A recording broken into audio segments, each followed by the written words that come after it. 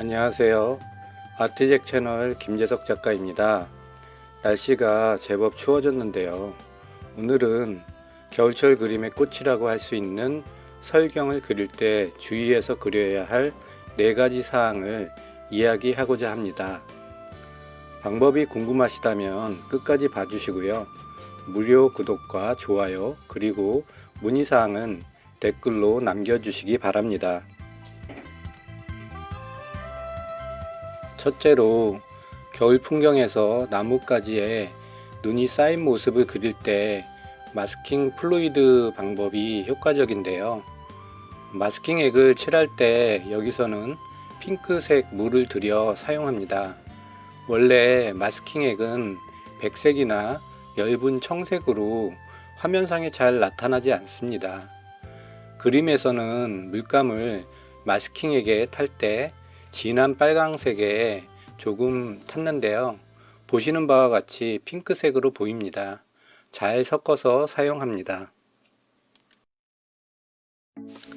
지금 화면에 원경을 그리고 있는데요. 원경은 물칠을 충분히 한 후에 물이 마르기 전에 옅은 회색과 하늘색을 칠해줍니다. 이때 속도 있게 그림을 그려야 자연스럽습니다. 물이 마르는 속도를 맞추기 위하여 미리 써야 할 물감을 타두는 것도 좋은 방법입니다. 마스킹 방법을 이어서 설명하자면 마스킹 액을 칠할 때 내가 그려야 할 두께보다 20에서 30% 정도 얇게 그려야 합니다. 이유는 마스킹 액이 생각보다 두껍게 칠해지는 성질이 있습니다. 두꺼운 가지가 하늘을 덮고 있으면 답답한 모습이 되겠죠. 하지만 가늘게 칠하는 것은 그리 쉽지 않습니다. 평상시에 가지 연습을 해 주어야 하는데요. 속도감 있는 스트로크로 마스킹 액이 지면에 머물고 있는 시간을 줄임으로써 얇게 그려지는 팁을 활용하시기 바랍니다. 가지는 보시는 바와 같이 가늘고 긴 붓으로 그리는데요. 나무의 중심으로 두껍게 그리고 퍼져나갈수록 가늘게 그려져야 합니다. 현재 마스킹이 된 가지의 아랫부분에 가지를 그리고 있는데요. 아시겠지만 마스킹을 칠한 곳은 눈이 덮인 가지가 될 것이고 아래는 덮이지 않은 가지가 될 것이기 때문입니다.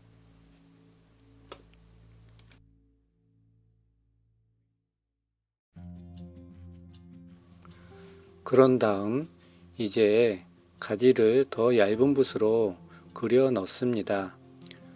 얇은 가지에는 눈이 쌓이지 않습니다. 그래서 마스킹을 하지 않아요.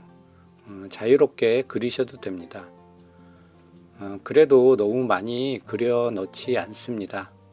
자, 이제 잔 가지에 마스킹을 벗겨내고요. 두껍게 칠해진 마스킹이 있다면 좀 더 가늘게 만들어야 할 시간입니다. 이렇게 해서 나뭇가지를 정리해 줍니다. 깔끔한 나뭇가지가 되겠죠.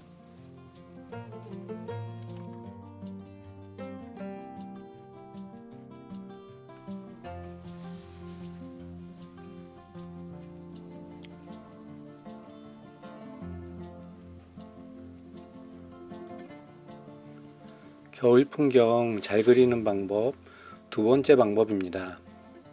이제는 굵은 가지에 눈을 그려주는데요. 먼저 물을 칠한 후에 물이 마르기 전에 좀 더 진한 색으로 옅 기법 즉 습식으로 물번짐 효과를 주는데요. 자연스러운 그라데이션 효과를 주세요. 이때 색의 조합은 울트라마린과 세피아를 기본으로 조합합니다.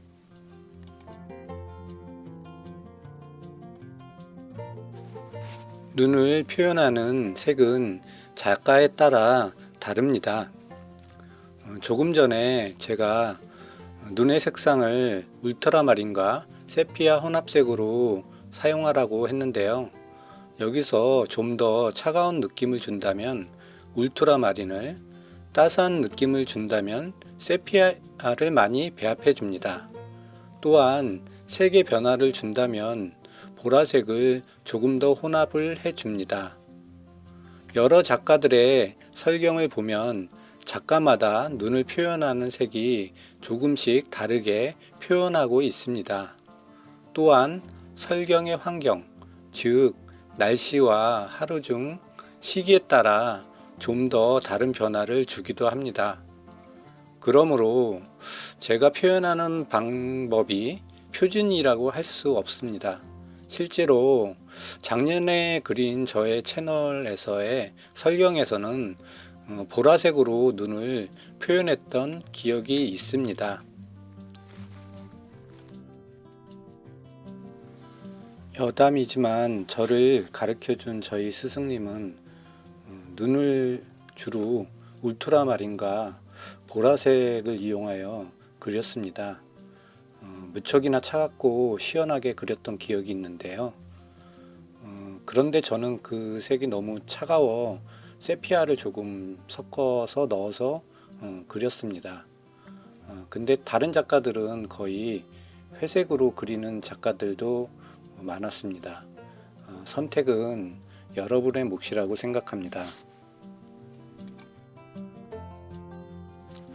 이제 세 번째 방법을 소개합니다.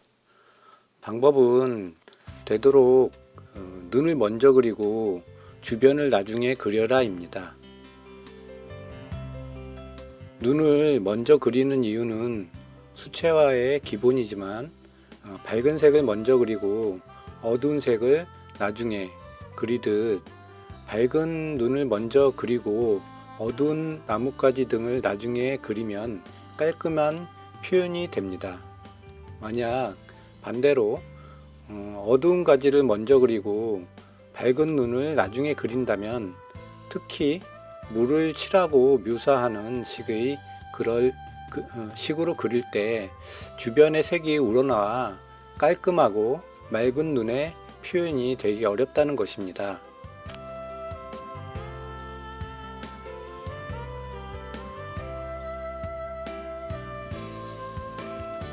이어서 그림자 처리는 한 번에 그리도록 합니다. 그림자를 여러 번 덧칠하면 그림자처럼 보이지 않습니다. 마치 때 묻은 것과 같이 보이고 상쾌한 그림자가 되지 않습니다. 그래서 초보자 분들은 이런 마음 먹기가 어렵지요. 저도 초급자 때 그림 잘 그리는 분들은 어떻게 하면 저렇게 한 번에 칠할까 이렇게 신기하기도 했는데요. 이렇게 마음을 한번 먹어보세요. 잘 돼도 한 방, 못 돼도 한 방, 이렇게요. 한 번에 그리면 큰 붓으로 그려야 되겠죠. 수채화는 이런 면에서 어려워들 합니다. 그렇지만 한 방의 물번짐의 효과가 수채화의 매력으로 저를 물에서 떠나지 못하게 하는 거부할 수 없는 매력을 가지고 있기도 하죠. 이렇게 해서 4가지 방법을 소개했습니다.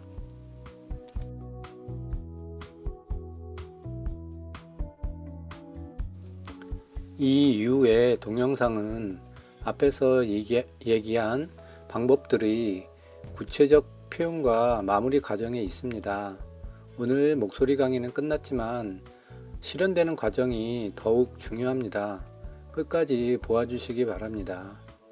그리고 두 번째 방법인 눈을 먼저 칠하지 않는 장면도 있는데, 이것은 톤을 맞춰주는 단계로 다른 프로세스 차원에서 생각하시면 됩니다. 물론 제가 실수로 좀 놓친 부분들도 일부 있고요. 그리고 저의 채널이 구독자 1만 명을 넘어섰습니다. 그동안 저의 채널을 주의 깊게 보아주신 구독자, 시청자분들께 고맙다는 인사 드리고요. 앞으로 더 좋은 그림과 좀 더 다른 오프라인 행사와 교육도 계획 중에 있습니다. 앞으로 많은 성원 부탁드립니다. 가깝게는 12월 26일 예술의 전당에서 구독자 1만 명 기념 부스 개인전을 일주일간 참가할 예정입니다. 시간 되시는 분은 오셔서 그동안 유튜브에서 올렸던 그림의 완성본을 볼 수 있을 것입니다. 많은 참여 부탁드립니다. 그리고 오프라인 관련 관악 롯데 MBC 문화센터에서 겨울학기 4개 강좌를 열고 있습니다. 직접 그림을 배우고 싶은 분들의 참여도 부탁드립니다. 그럼 여러분들의 가정에 건강과 행복이 깃들길 바라고요. 다음 시간까지 안녕히 계시기 바랍니다. 또 뵙겠습니다. 감사합니다.